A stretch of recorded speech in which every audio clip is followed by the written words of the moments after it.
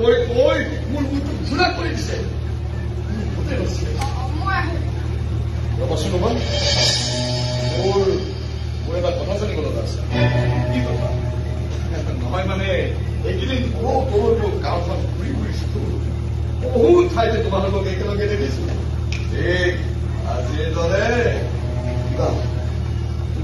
নেকি তোমালোকৰ লাইচেন্সটো লগা নাই? মোৰ সঁচা কথাবোৰ কোৱা।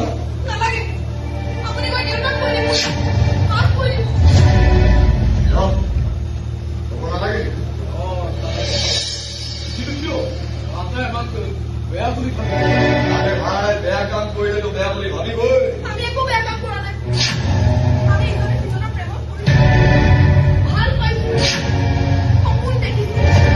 এইবোৰ কিবা বেয়া কথা নেকি?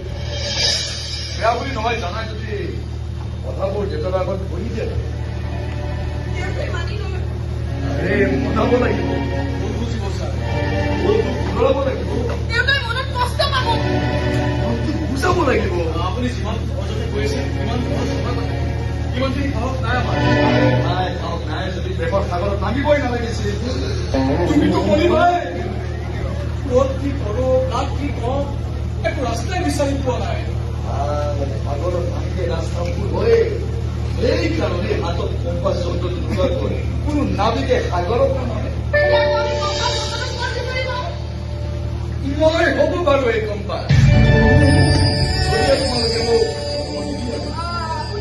নহয়, নিজে ৰাস্তা বিচাৰি উলিয়াটো মই বেয়া নহয়, আৰু লোককে ৰাস্তা বিচাৰি উলিয়াই মই বেয়া নহয়।